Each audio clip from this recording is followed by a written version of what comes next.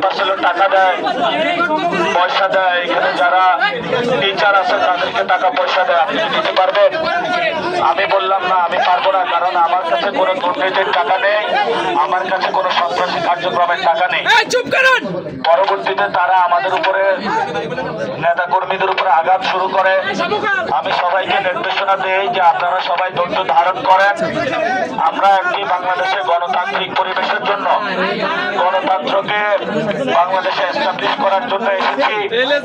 আমরা আমাদেরকে অনেকে মারবে, হামলা করবে, আমরা শান্তিপূর্ণ ভাবে ইলেকশনের যে 12 তারিখ ঘোষণার ডেট রয়েছে সে পর্যন্ত যাব।